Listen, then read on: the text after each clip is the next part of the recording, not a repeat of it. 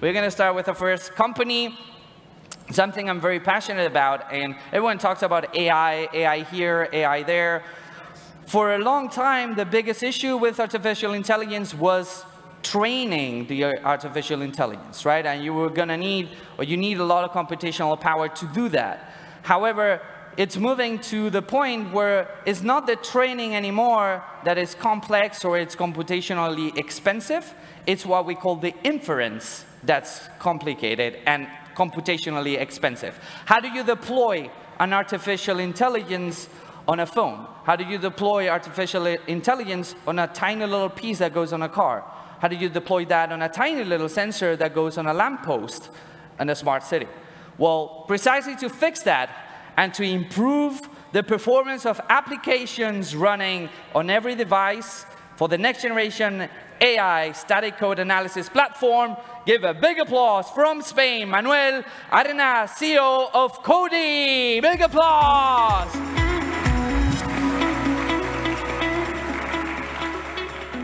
Can you hear me well? Yes? Thank you for the great introduction. Have you seen an autonomous car running in the street, equipped with software for 5G, IoT, or collision detection systems? These cars are equipped with more than 200 million lines of code. And this is growing exponentially. So what we need is, there is a clear need to produce software that runs fast by processing more instructions and more data. Hardware helps, but the hardware is not enough. What is the key? The key is to provide developers with new tools that help them to produce that software that runs faster. This is the key challenge. So essentially, if you look at that space, there are tools to address security issues, bug catching, compliance in regulated markets, but all of these tools have overlooked for decades performance. And this is where Codee comes into play. So Codee is the first tool, the first platform, enabling automatic code inspection specifically designed for performance. It behaves as any other software similar in the space. It scans the code automatically and produces a report for the developer, the key user, so that they understand exactly where is the issue, why the software is running slower, and how to fix it, which is more important, so they can just rebuild the software and make it run faster. Eventually, Codee is the expert in performance in a box at the desktop of the developer. So we have real actionable items. Codee can produce more than 50% faster code at an error rate way below the double digits in the industry, below 2% error rate. We have an experienced team oriented to B2B high-tech sales. We are oriented to B2B market. And essentially, collectively, we have more than 150 years of collective experience in these 13 people that is in the team today. Software development tools market, huge, from embedded market to high-performance computing market. But more important, growing faster than ever at 22% year over year. We have a proven business model. This is great. Great customers, more than 8 customers all around the world, from the US, China, Australia, and Saudi Arabia, and all of them producing ARR for the company. And our expectation today is to hit the 1 million ARR at the end of the year. This is what we are working hard in our go-to-market strategy. So strategy for growth, direct sales with our team in the US and Europe, more friendly environment from the point of view of culture. In territories where it's difficult to make business because of culture, language like Japan, China, India, or Korea, channel partnerships with a proven track record to sell these kind of solutions are our strategy. So we are already partnering with them so that they can really help us to sell the solution there. In the longer term, technological partnerships to OEM Codee technology in third-party products, a huge potential of new business opportunities. We are here also looking for money to growth, 4 million, looking for a lead investor that can lead our round, can really help us with money and connections, networking, to go to the B2B big corporates and sell this solution. And our current investors are fully committed to follow up with us. So feel free to reach out and partner with us. We will be excited to share this great journey with you. Thank you. Very good. Thank you very much, Manuel. Right on time. OK, judges, the question. Over there, please. Hi, hello. Pedro from BrightPixel. Thanks for the good presentation. What are the languages that are supported, and are the rules yours, or the rules that you use to assess performance, or someone else's? That is great. The languages that are key for performance are C++, and Fortran. 3 languages. Higher level languages like Python, Go, Java will come later. Now we are targeting embedded marketplace. All the devices we see here are programmed in C++. Regarding the The other question. The rules. The rules, exactly. Sorry. At the same time that we are producing the software, we have the experience that we are collecting the experience of the expert developers that have decades of expertise in performance optimization, and we have for the first time created the open catalog of rules for performance. What is the key value? More than 100 rules today after 1.5 years working, but imagine inspecting 200 million lines of code by humans. It can take hours, days, or weeks. So automatic code inspection is really providing huge value in these professional development teams. Thank you for the note. Thank you. Thank you very much. Big applause for Manuel. Thank you so much, Manuel, for joining us. Great job. Okay, and we're flying to Estonia because, you know, we went from the super advanced stuff, but who here knows how to develop code? Raise your hand. Developers in the room. Don't be shy there at the back. There's nothing to be ashamed of. I'm a developer myself. Someone else? Come, some developers? Really? Yeah, no, come on, thank you. Come on, raise your hand, developers. Don't be shy. They're not going to throw you stones. No? Couple? Okay, wow, impressive. Well, for all you other lazy people that don't know how to code, it's unfair that you cannot build code. You should be able to do code. You should be able to work, build applications, and precisely to enable and provide drag-and-drop tools to enable businesses to develop software quickly with no code. We have our next pitch. So please welcome the CEO of Formalu, Farrukh Shahabi. Big applause, please.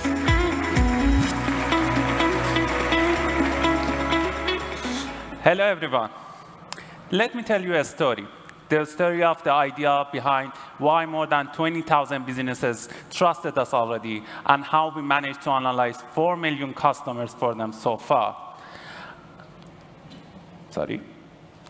And how we are experiencing 15% month-over-month growth rate on average in our monthly active clients. Back to my story. This is the current state of data in most businesses: unorganized, useless. Here's a typical scenario in most businesses. They use a tool to collect data and a whole another one to organize it. And then they spend a lot of time and money to develop the right tools for them to grow: internal tools, dynamic reports, anything that they want. This process is a real pain, very expensive, and not efficient at all. Formalu is here to change that. We make it very, very, very simple. With Formalu, we built something that the businesses can create anything they like and customize it as they wish without coding. We built Formalu so the businesses can use a power of database without even realizing it. How do we do it? You can create anything you like, as simple as forms and widgets, to complex apps like HR portals, custom CRMs, dynamic dashboards, all with Formalu. Our motto is, start now, go live today. You can leverage and use features like powerful access management, security control, admin control, being GDPR and HIPAA compliance to grow your business. You can customize it however you want, build it on your own branding, embed it on your own tool, and integrate it with the tools that you're already using in your business. Our market has at least 46 million potential customers, and we want to address 10 million of them in the next 5 years. The no-code industry has grown more than 10 times in the past 5 years, and the rise of COVID and remote working accelerated this progress tremendously. And here is our amazing team. We have been working together for more than 5 years now. We managed 2 successful exits and 2 M&As before starting Formalu together again. And I'm here to ask you to join us on this journey. We are right now raising 1 million euros to expand faster in new markets, and we want to reach 100,000 monthly active users by end of the year. And if you are looking to integrate your services with us, please get in touch with me. Thank you very much. I'm Farrukh Shahabi, the co-founder and CEO of Formalu. Oh yeah! Very good, Farrukh. Thank you very much. Judges, do we have any questions? Left, right, left. Come on. Was it clear? There we go. Hi, Pedro from BytePixel. Thank you Thank you. How do you integrate with existing tools? I mean, visualization or analytics tools? Thank you very much. So we integrated with the largest workflow automation tools that are out there. Because of the number of our clients, we have to integrate with all of them. So we have integrations with all the workflow automation tools that are out there. And we also have native integrations with tools that every business uses, like Google, Slack, Facebook, and everything like that. So the number of integrations is close to 5,000. Okay, thank you very much. Thank you very much. Big applause to Farag. Thank you very much, sir. And then we're flying back to Spain, but we're flying to low orbit. And we're going back to space and to talk about the fact that we keep deploying systems all around the place, but one of the hardest things is how do you move data from one place to the other one? If you live in a city, that's fine. We have 4G. Those lucky enough, they have 5G. But what if you live in the countryside? Then things are not that easy. And what if you deploy things from an industrial point of view where you have to deploy systems in the middle of the desert? How do you connect your devices there? GSM? LoRa? Well, our next company tells you, hey, no problem, inexpensive connectivity from everywhere in the world for your IoT devices through our constellation of satellites in low orbit. So please welcome our next speaker, Vicente González, CTO and co-founder at FOSSA Systems.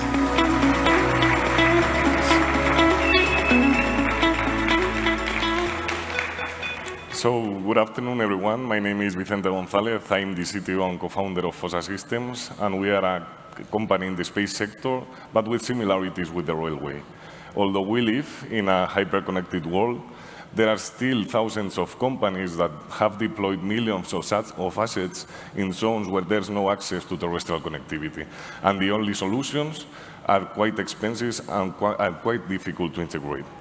This is why, the same way that the railway triggered the first industrial revolution by allowing the transportation of goods and people, we want to be part of this new industrial revolution, but allowing through space and building our own satellites the transportation of data from the sensor to the final user.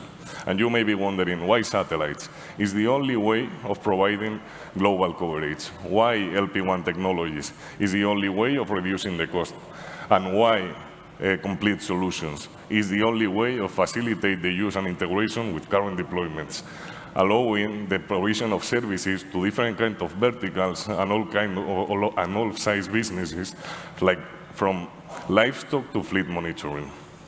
We are currently deploying pilot projects with companies in different verticals to unlock the commercial service as the constellation grows. Looking to the business model, let's think about a small farmer in the middle of nowhere. He knows that he has the need of monitor his animals, but he doesn't even know where to start. This is why FOSSA wants to provide a full end-to-end solution from the end node to the data processing through our SaaS connectivity model with a cost below 1 cent of euro per message, being even competitive with current terrestrial deployments. Since our establishment, we have materialized the attraction of thousands of companies by signing commercial agreements, MOUs, and also pilot projects with large corporations like Microsoft or Platzi.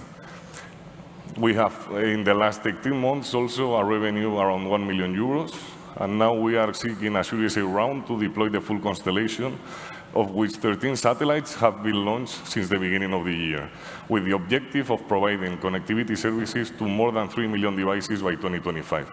Finally, let me introduce you my team, which is the people that make this possible. We are currently 18 top talented international people, and I'm pretty sure that with this team and the team to come, we will achieve our ambitious goals as a company. Thank you very much. Join us in this, in building this singular railway.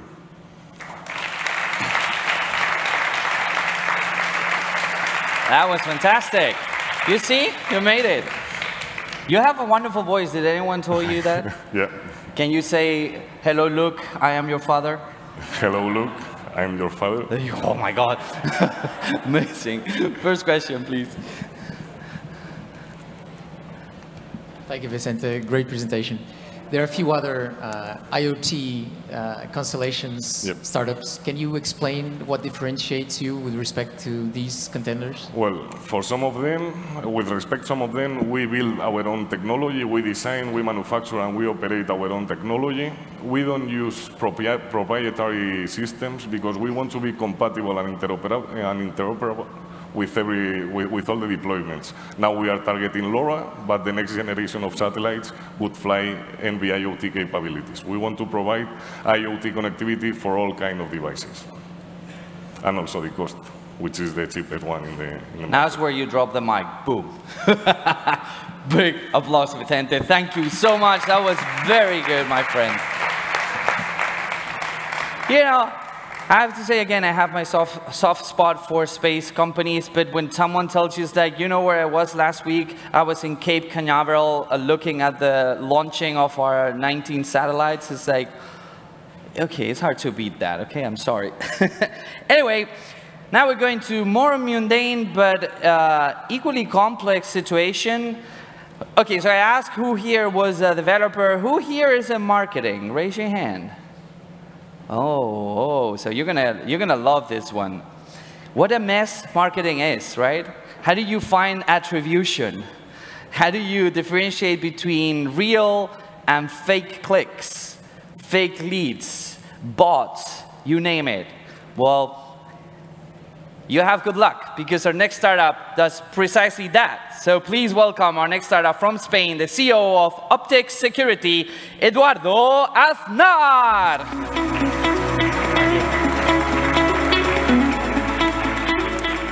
Good afternoon, everybody. Yeah, so you can hear me. So let's see if this is working. Yes, so enough about presentations. That was great. Before we started, I wanted to see from the audience, who has heard about advertising fraud? Okay. Wow, I'm surprised. That's very good. Very knowledgeable audience. It's actually the key obstacle that's stopping the digital advertising ecosystem from growing to its full potential. It's actually, as you can see on the left, the most relevant cybercrime currently, way above other well-known cybercrimes like credit card fraud or account takeover. And it's currently costing advertisers, so the brands that put in the money in advertising, already 80 billion, over 80 billion this year. How does it really happen? Ad fraud happens all along the advertising funnel, from the very top, with fake views, fake impressions, goes on to fake clicks, fake leads, and fake attribution. So it's basically affecting every single vertical that you can think of, and pretty much every single advertising format. It happens usually through the use of technological means like bots, malware, and other incentivized fake users. The key pains here for the ecosystem are, first of all, it depletes the budget, so it captures the budget from the advertisers. Secondly, it stops them from reaching their targets, because part of that investment that would go otherwise into real users is actually wasted on users. And thirdly, it leaves them with a chaos of analytics that they cannot make sense of, and they cannot take the right decisions on how to grow their business healthily. At Optex, we precisely help marketing leaders to maximize the return of the money they put in advertising by preventing this fake traffic. In terms of solutions, we provide solutions around the detection spectrum, so making sure that no fraudster goes uncatched. On the prevention end of things, making sure that whenever we catch fraud, that is actually being prevented, that doesn't hurt the business or the operations of the advertiser. And then thirdly, of course, intelligence, providing granularity of how and why that is happening. In terms of results, our clients, they outperform their competition because they can increase their ROAS, return of advertising spend, and decrease their CAC on an average of 10 to 11%. In terms of traction, we already work with leading advertisers globally. Some of the well-known you can see on screen, like Huawei or Nissan. And it's being used already across the performance marketing teams across 50 countries. That's some of the, on the right-hand side, some of the reviews we get on our social sites. This has been all. Thank you very much, and I'm looking forward to some of your questions.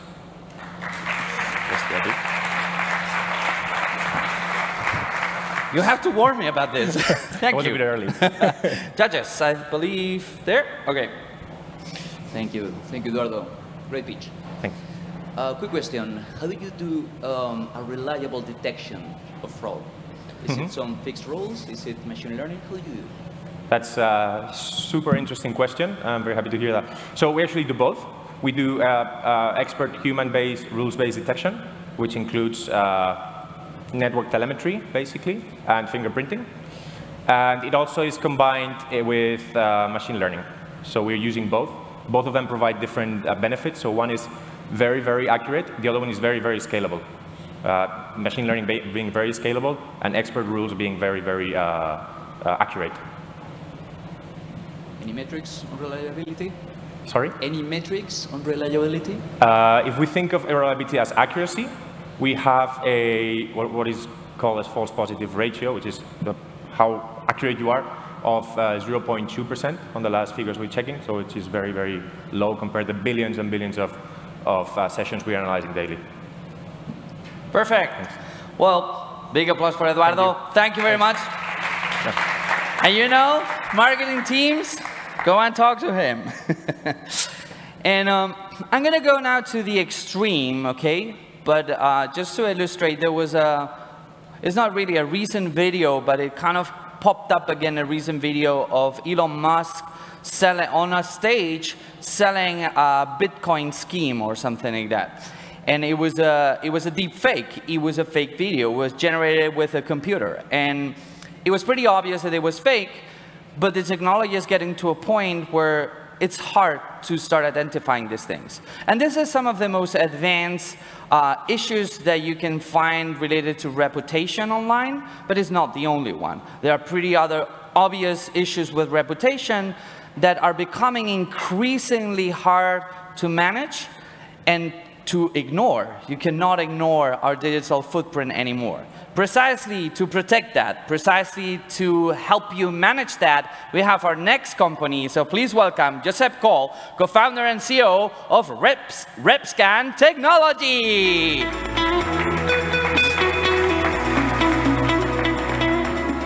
Hello, my name is Josep Coll. I am the CEO of Repscan. Repscan is a company is changing the rules in internet. Why? How? Because our mission is democratize the right to control your reputation online. How? Detecting and deleting your reputation online of the persons or the companies. What is the problem? The problem is every 60 seconds in internet, the people upload millions and millions and millions of content. They are a part of this content infringe rights of the persons, of the companies, photos, videos, fake news. This is the big problem in internet. What is the solution? The solution is Repscan. Repscan do 4 things. One thing, we have technology for detect only your negative reputation.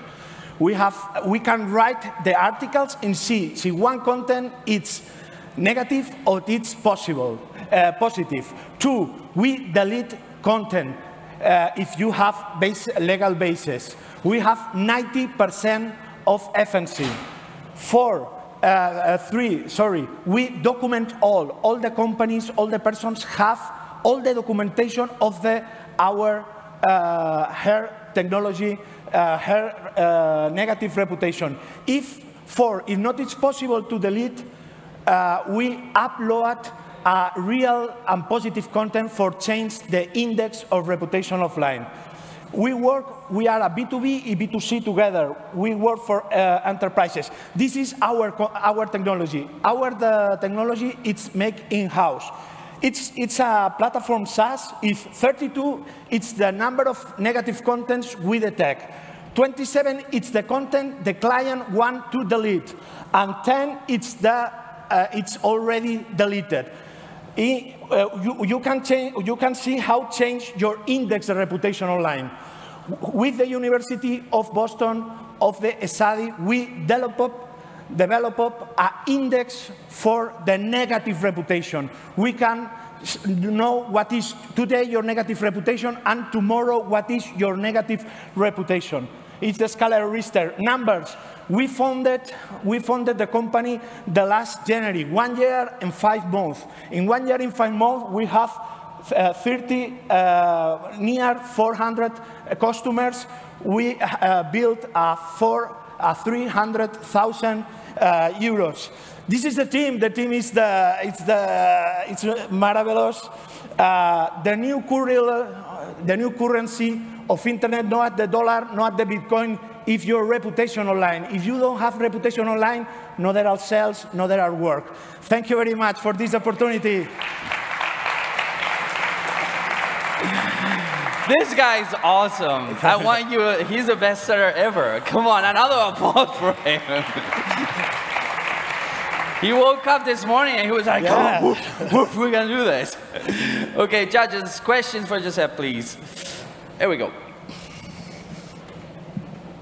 Hi, thank you very much for your presentation. My name is Carlota Rodriguez Benito, Head of Innovation for Chanel. My question is about the way that it's going to interact with Web3 in the future and scalability with that. So what is the, sorry, what is? How will you be able to control this content and this fake content with Web3 and yeah, short. Yeah, okay, thank you. We are lawyers, we are lawyers, and we have a machine.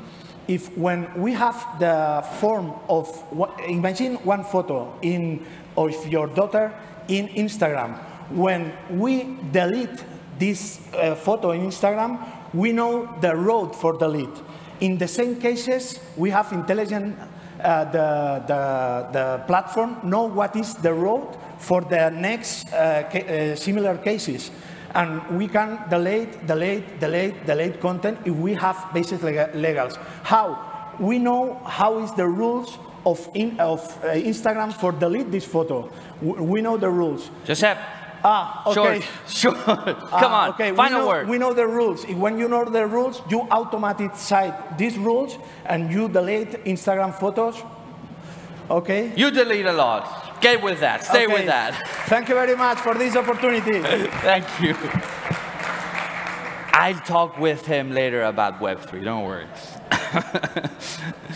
Okay, so we're moving to between data, right? And one of the things about data is having enough data, having quality data, being able to move data fast enough. And one of those applications that happens everywhere, and it's becoming increasingly common, is that of authentication. How do you authenticate our digital identities online? Now, some of the systems out there are actually pretty slow and pretty clunky. Well, to actually fix that, to create a very dynamic way to do authentication in a very light way and speedy motion, we have our next startup coming all the way from London. So please welcome the Director of Global Business at Switch, David Lee.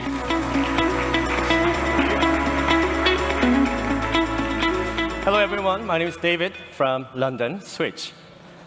So we are creating and providing the security technology that people thought it's impossible, but possible.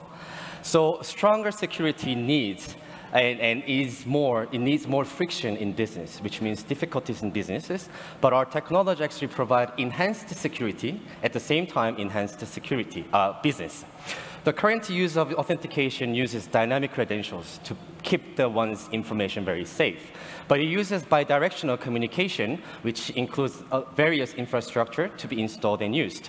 If we go back to the traditional authentication, which uses static credentials, it uses unidirectional communication, but it's high risk of a breach. Our technology called OTAC provides a tokenization that creates dynamic tokens on client's device, send it to server to process and complete, very simple. So OTAC stands for one-time authentication codes. OTAC generates dynamic code just like OTP or tokens, but it's never to be reused or duplicated. And OTAC identifies the user with the code itself, so no need of ID and password. And OTAC generation is regardless of network connectivity. So we started businesses with Indonesian government by providing the authentication transactions for the people's tax payment services called eStamp. And we expanded to cases with Toss Bank, which is 70 million users in Challenger Bank in South Korea, by tapping the card to the phone to identify the user and authenticate the transactions they make through the mobile phones. And we are now working with the UK government to create biometric cards that generate dynamic credit card numbers to prevent the fraud for the elders or the minority groups. So we are not only, the authentication is not only the finance or fintech. It can be implemented in various industries. So we embedded our OTAC technology into the SIM card for making IoT devices platforms more secure, so IoT security. We're now working with the various telcos around the world, including Korea's major three telcos, Orange, Vodafone, and more.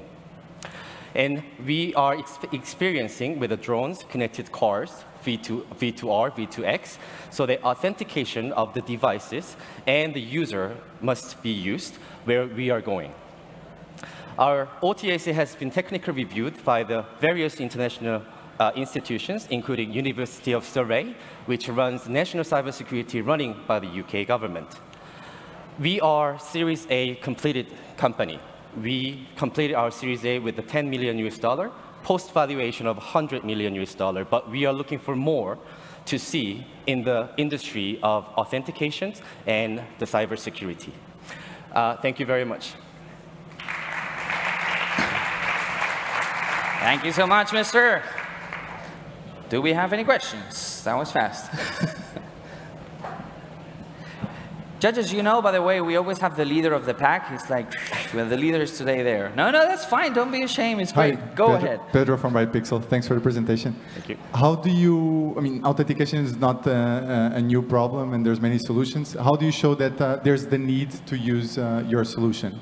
There are a lot of technological blockchains, DIDs, and various technologies, as you mentioned. But what we provide is a matching algorithm that's much lighter in integration that can be embedded into your IC chip card of your bank or the SIM card on the mobile phones. So we are simply creating a very simple way to authenticate these two users to the server, so the server can be verified for various actions that they can use. So it's another level of advanced OTP that we call, but it does not use static information, or it uses only the dynamic codes to identify who you are, what your action is, and keep your asset very safe. Thank you. Okay, perfect. David, thank you so much. Big applause to David. Thank you, sir. And now we're flying from the UK to Poland, and we're going to be talking. I have to hand it to Poland. When it comes to doing weird, incredible data thing, Poland is just like one of the most amazing countries. And one of those things that, as we have a lot of marketeers, you probably have faced this issue. How do you optimize? How do you know when to deploy analytics and metrics to measure those roadblocks that you normally have in e-commerce and detect them? Well, as of now, you have to do it by hand. You need to know a little bit of the funnel, how the funnel works, how to put this, how to put that, how to even interpret the data. Well, that's what we're going to fix today. So please welcome our next speaker that's producing UX and analytics automation tools for e-commerce, all the way from Poland, CEO and co-founder of Cooks.io, Paulina Walkowiak. I tried.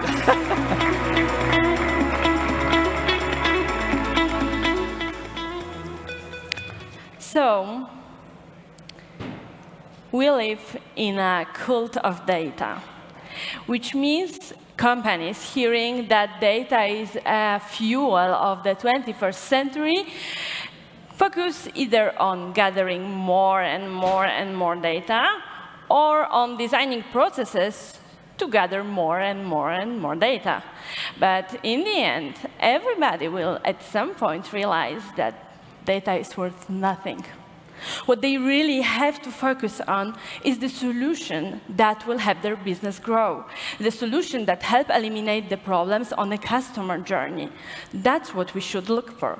But it's not an easy task. According to our customers, before CUX, they needed at least 3 different digital tools to set up the analytics to start to look for the solution. Then, usually, you have to include also UX research in the process, because you have to know what's there for the customers, what they desire, what they need. So in fact, you end up with 720 hours on a research process to find one quick solution. It's like a light years in a digital product world.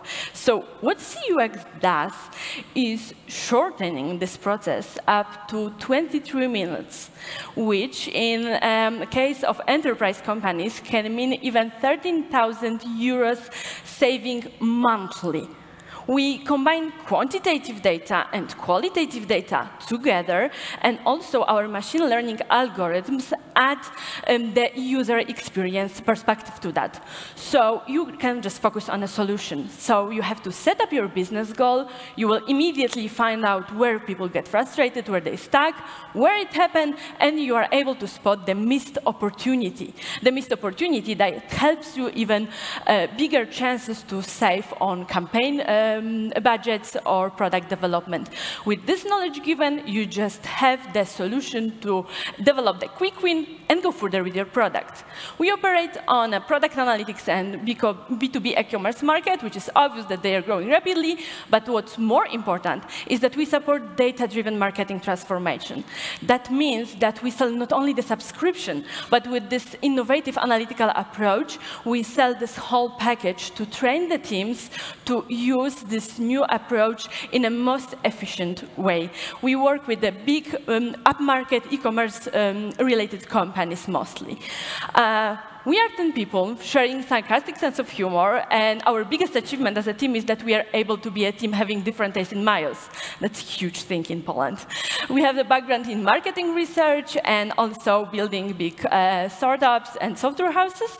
We already have a product market fit. We are after a break-even point, but we are growing too slow. That's why I'm here, and we are raising the round. Yeah, I'm just finishing. So if you are interested, please just pick me later. Thank you very much. Big applause for her. Thank you very much. I hate to be the evil guy. Yeah, it's okay. It's fine. Judges, questions for Paulina, please. No questions. Everything was so clear. There we go. The pack, the leader. Mics, people. Thank you, Pedro from BytePixel. What's your target market? Is there any specific segment or geography? Yeah, it's mostly upmarket e-commerce related companies. So the enterprises that are related to the e-commerce. We are mostly like, we have this global approach in a DNA, but we are mostly focusing on Netherlands, Scandinavia market. We are obviously on a Polish market, which was our sandbox, UK, and yeah, for the first step, it's mostly Europe because we deal with this data privacy and GDPR. So we are really taking care of the data inside the Europe. Thank you. Thank you. Well, please give Paulina a very big applause. Dziękuję. Thank you very much. And we're moving to the last two startups off the block before we announce the winners. And very excited about this startup because I'm a big fan of what Sir Winston Churchill used to say is, I stopped listening to what people say and I started observing what people do. It's all about what people do. It's all about the behavior that really matters. And it's not that easy to actually measure those behavioral patterns. And precisely to do that, to analyze these patterns and improve our decision-making process, I want to welcome our next startup, co-founder of Piper Labs, Alejandro Llorente.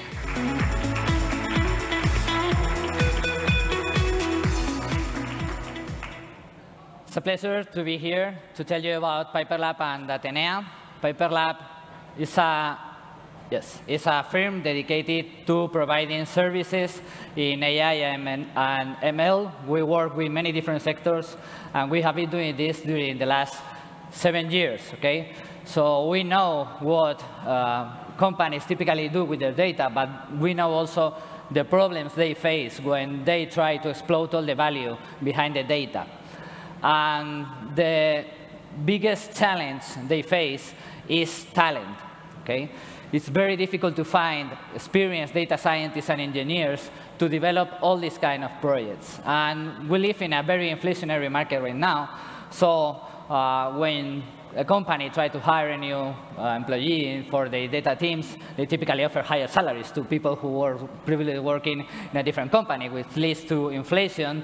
And this is not the only problem. The real problem is the people, the turnover for the employees, and how people rotate from one company to each other. We have to keep in mind that people are not only people who develop projects, they also keep the expertise and know-how to maintain, evolve, and adapt all the previous developments they have done. So this rotation leads to providers, because maybe it's safer to make a contract with a company and develop some project and you have a service. But the data and the knowledge governance challenge still remains, okay? So how to face these challenges? The first thing is to build standards for data projects. If you know how to do data projects, you are able to keep all the knowledge in your company. But you have to keep flexibility for data scientists, see data projects as assets. So that's why AI and ML platforms are the real big thing. Typically, these kind of platforms like Dataiku, DataRobot, or Domino Lab focus on automated training, and some parts of the projects that typically takes like 15% to 20% of all the time and cost for a project. But data science teams don't have a tool to manage all the knowledge and all the outputs and inputs in a project in a standardized way. And that's the Datenea reason to exist. Datenea facilitates visibility and accountability for the whole life cycle of data projects. It enhances collaboration and validation for both technical and business stacks. It integrates with almost all the typical tools used by data scientists like Jupyter or Studio and MLflow. It allows remote execution for easy validation, and it also generates automatically code for accelerating some tasks and reduce time to market. Datenea is a reality we are using right now internally at Piper Lab in projects like sales forecasting, adoption scoring, or recommender system. And we have also 2 other companies that are using Datenea for their own development. So thank you very much, and with Datenea, activate your data. Very good. I was here. Very good, Alex. OK, questions for Alejandro, please, over there. Hello, thank you for the presentation. Nacho from Adara here.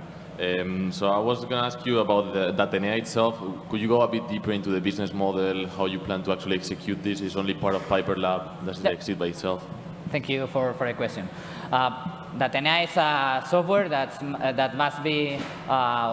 can be deployed into any cloud or any on-premise platform. So since Datenea uses data from the companies, they have to be in the same infrastructure for GDPR and other kind of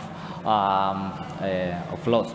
Now, Datenea is part of Piper Lab. We have a dedicated team for the development, but we are also planning to make a spin-off from Piper Lab to have its own life, so its own life. Okay.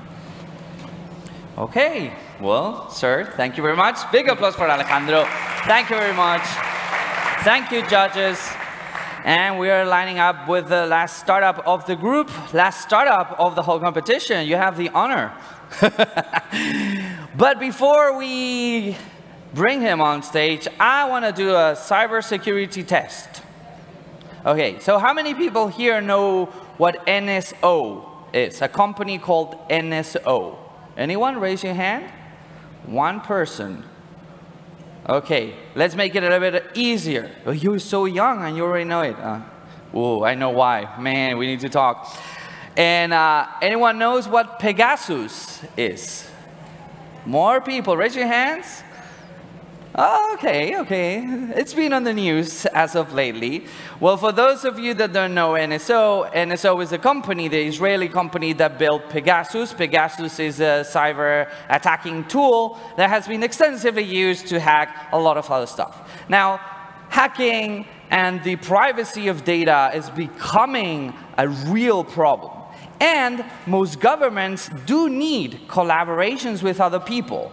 So how do you actually protect that information when you are collaborating with others, which you don't control that space?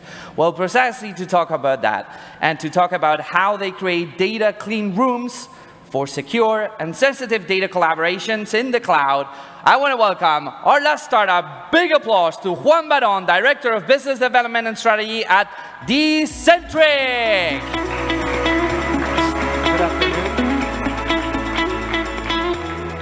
Good afternoon. My name is Juan Barón. I'm the Director of Business Development and Strategy at Decentriq. Now, in 2019, Bill Gates posed this question: how can we gain valuable insights without ever revealing individual records? Now, doing this has tremendous challenges around compliance, cost, security, and control. But then Decentriq came along and we created a solution around this called the Data Clean Room. It's a collaborative platform that allows companies to collaborate around sensitive data without ever having to trust each other, but at the same time gaining those valuable insights. Now, what makes us different? We use a hardware-based solution called confidential computing. The specially designed processors allows for the data to remain secure through the entire collaborative process. Now, on top of confidential computing, we built Decentriq. And Decentriq is a software as a service solution. It's built with privacy by design, which it guarantees that nobody can see your data, not us, not even your cloud provider. It's already approved by the compliance departments in Switzerland and various EU nations. And at the same time, it's incredibly flexible and scalable. When compared to other software encryption-based solutions, our solution permits much more scalable computation, but at the same time, more flexible computation and modeling power. Now, trust is our currency. It's a value proposition to the market. And we're proud to say that we're the only provider out there in the market can actually guarantee total privacy and security for our customers. We've already seen some tremendous use cases across the industries that we support. For example, in healthcare, we can facilitate the acceleration of laboratory results between pharmaceuticals and patient data. In financial services, we're working with the Swiss Army Cyber Division, collaborating with Swiss banks in order to mitigate those cybersecurity threats.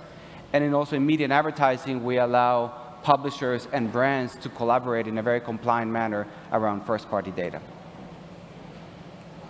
Any questions?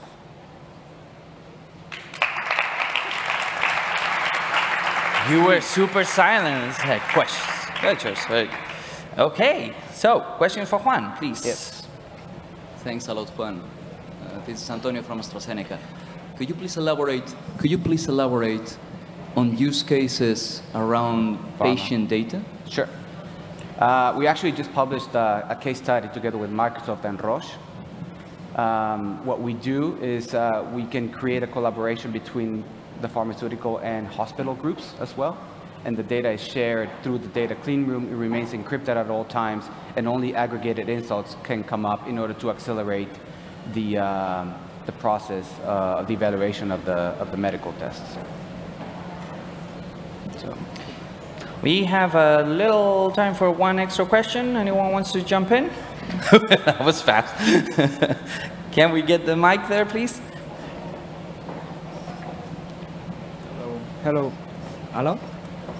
Hello, this is Alex from Caixa Capital Risk. Okay. I want to know why did you choose this technique for try to protect data and not, for example, other techniques like synthetic data or other pseudonymization, or there are plenty of.